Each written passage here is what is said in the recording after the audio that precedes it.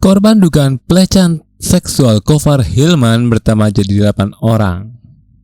Kasus dugaan pelecehan seksual yang dilakukan oleh penyiar radio dan konten kreator Gofar Hilman masih terus berlanjut.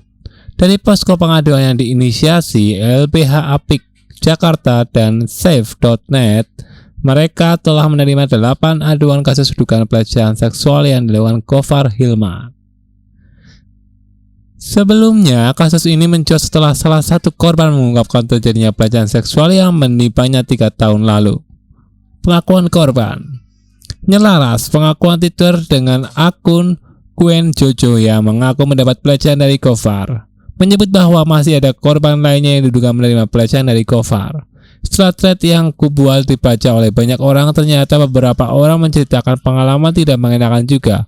Aku enggak sendiri. Sudah ada 8 orang, termasuk aku yang mengalami kejadian serupa dilakukan oleh orang yang sama, GH.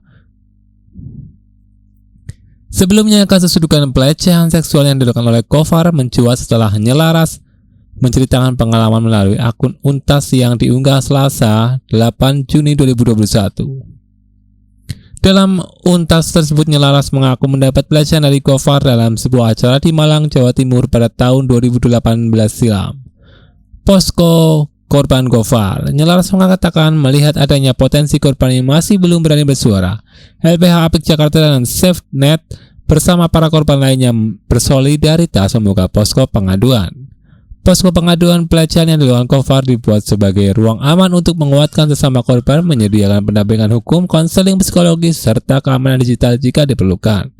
Sementara itu, dalam rilis pers Jumat, LBH Apik Jakarta dan Safe.net memberikan apresiasi besar pada korban yang telah kuat dan berani bersuara hingga mematik suara korban lainnya, seperti yang dilakukan oleh akun Twitter Gwen Jojo. Pada 17 Juni 2021, LBH Apik Jakarta telah menerima 8 aduan kasus terkait dengan pelecehan seksual yang dilakukan oleh Gofar Hilman, termasuk aduan dari pemilik akun Twitter Gwen Jojo. Posko dibuka 18 Juni 2021, dapat diakses dan dengan menghubungi email aduan korban.gh@awaskpgo.id dan instagram.com aduankorban.gh. Tanggapan Gofar. Sebelumnya, pada Rabu 9 Juni 2021, Gofar melalui akun Twitternya menyanggah tuduhan tersebut. Gofar mengatakan pihaknya siap menempuh jalur hukum untuk menyelesaikan permasalahan tersebut, karena menurutnya tudingan pelecehan seksual yang ia lakukan adalah fitnah dan mencemarkan nama baiknya. Beban korban kekerasan seksual, LBH Apik Jakarta dan Safe.net dalam rilis persnya menilai pernyataan Gofar yang menyebut akan membawa masalah tersebut ke jalur hukum sangat meresahkan. Menurut mereka, kerap kali korban kekerasan seksual menghadapi tantangan yang luar biasa dalam proses kasus yang mereka alami secara hukum. Di antara tantangan yang harus dihadapi adalah beban untuk melakukan pembuktian bahwa kekerasan seksual tersebut benar terjadi.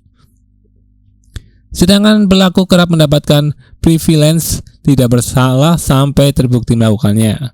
Selain itu, LBH Apik Jakarta dan Safe.net mengatakan kekerasan seksual sulit untuk dibuktikan karena biasanya terjadi di ruang tertutup tanpa saksi, atau jika terjadi di ruang terbuka, ia berlangsung secara spontan dan cepat sehingga korban kerap tidak bisa mempersiapkan diri untuk menyimpan barang buktinya.